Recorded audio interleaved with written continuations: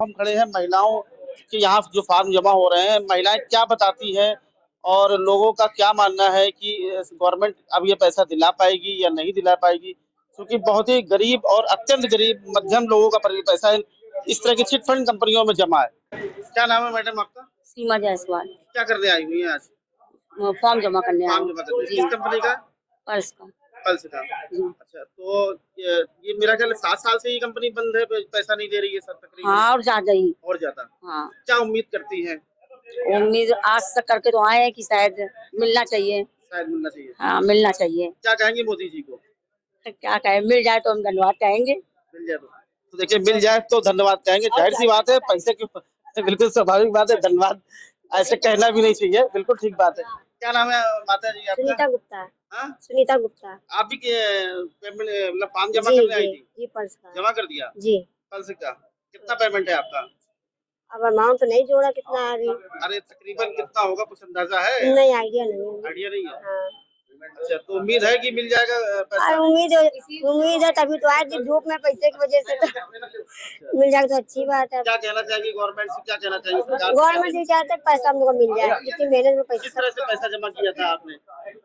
Purse में जमा किया था। नहीं मतलब अपनी थोड़े थोड़े। हाँ, जैसे पैसे किस तरीके बचाए वो तो अब हम ही लोग अपनी शौक थोड़ी सी दबा के तभी पैसा जमा करें। देखिए, निश्चित तौर से यहाँ पे बहुत ही अत्यंत गरीब लोग थे जिन्होंने 200, 300 रुपए, 500 रुपए महीना जमा किया था, और उनका पैसा 2014 के बाद जब मोदी की सरकार आई उसके बाद इन कंपनियों के खातों को फ्रीज कर दिया गया। बताया गया कि इन कंपनियों ने गलत तरीके से अपने काम को अंजाम दिया है, इसलिए ग्राहकों का पैसा नहीं दिया जा रहा।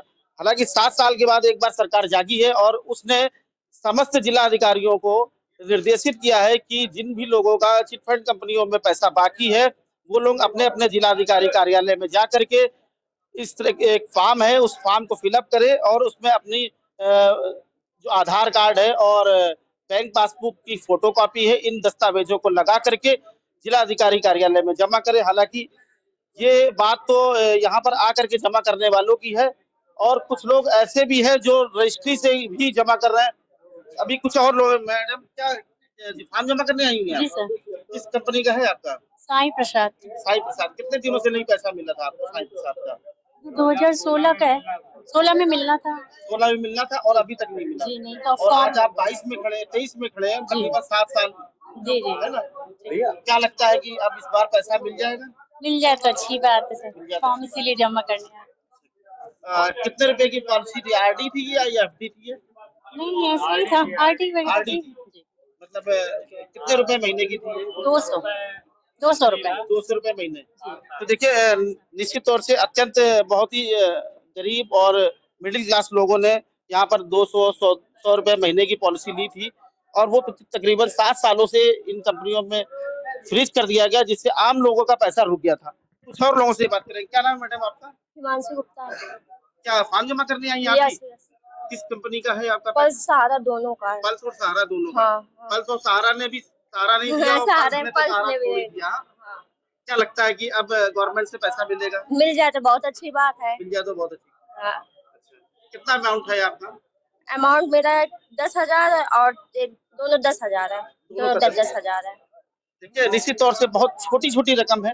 लोगों की अपनी मेहनत की कमाई से थोड़ा थोड़ा पैसा काट करके इस तरह की कंपनियों में निवेश किया गया था। हालांकि ये कंपनियां पिछले 3 दशक से लगातार चल रही थी, लोगों को पैसा रिफंड भी हो रहा था, सब कुछ हो रहा था, लेकिन मोदी की सरकार आने के बाद काला धन पे कार्रवाई हुई, और इस कार्रवाई पे इस तरह की कंपनियों पे कार्रवाई हुई, जिससे आम लोगों का पैसा फंस गया, और पिछले 7 सालों से वह पैसा फंसा हुआ है। हालांकि गवर्नमेंट ने अब यह फैसला लिया है कि अब वो इस तरह के फॉर्म को जमा करें और इस पैसे को लौटाने की बात की जा रही है।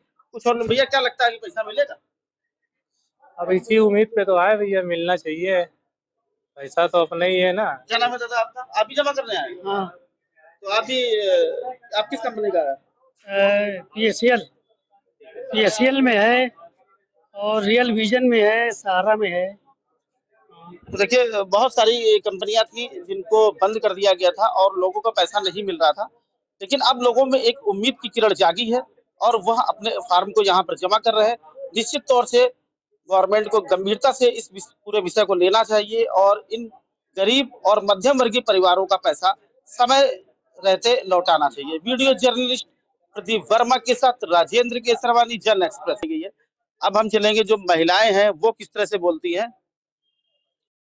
तो आपने अभी तक देखा कि जिस तरह से यहाँ पर फॉर्म जमा किए जा रहे हैं, पुरुष की और महिलाओं की लाइन है। जो लोग स्वयं आकर के यहाँ पर जमा कर चाह रहे थे वो उन लोगों की लाइन थी। लेकिन एक दूसरा रास्ता यह भी है कि आप अपने दस्तावेजों को एक फॉर्म लगा करके रजिस्ट्री कर दें, तो वो रजिस्ट्री की जो है यहाँ पर आता है इस जिलाधिकारी कार्यालय में, और यहाँ पर बैठे ये कर्मचारी जो हैं उसको एक फीडबैक लेते हैं और इस तरह का एक रजिस्टर है, और इस रजिस्टर में यह चढ़ाया जा रहा है क्रम, उसके सारे क्रम संख्या भी है।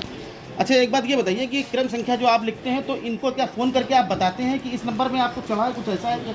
नहीं, मैं खोज करता हूँ। ये सीरियल है। ये सीरियल मतलब अगर जो भेजने वाला है उसको कैसे मालूम पड़ेगा कि हमारा पेपर पहुंच चुका है?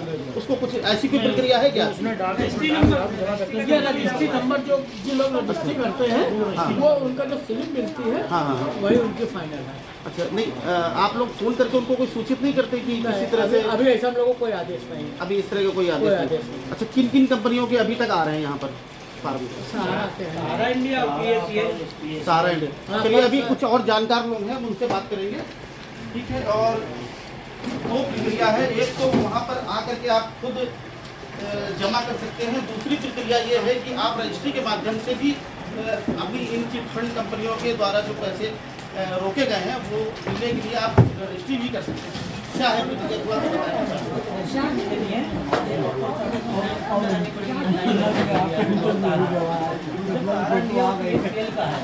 लेकिन लोग और फार्म भेज रहे हैं तो उसको हम लोग भी अच्छा, अभी कोई ऐसी कोई सूची है कि किन किन कंपनियों के साथ आप लोगों के पास आएंगे? ज़्यादातर तो PSCL और सहारा इंडिया में है। ज़्यादातर PSCL और सहारा इंडिया। तो ज़्यादातर PSCL और सहारा का एक बहुत बड़ा नेटवर्क था पूरे देश में, इसमें PSCL और सहारा के ही फॉर्म बहुत ज़्यादा आ रहे हैं जो अभी तक कर्मचारियों द्वारा बताया जा रहा है। यहाँ पे इस पूरे कार्यक्रम का कोई प्रभारी बताया गया है? अच्छा, अभी इस पूरे फॉर्म जमा करने की जो प्रक्रिया है उसका एक प्रभारी बनाया गया हुआ है, तो मैं उनसे बात करूँगा। प्रियांशी मैडम, जन एक्सप्रेस में आपका स्वागत है। क्या किस तरह से जो है फॉर्म यहाँ पे जमा किए जा रहे हैं और जो लोग आकर के जमा कर रहे हैं, तो किस तरह की सुविधाएं लोगों को मिल रही है और क्या कहना चाहते हैं?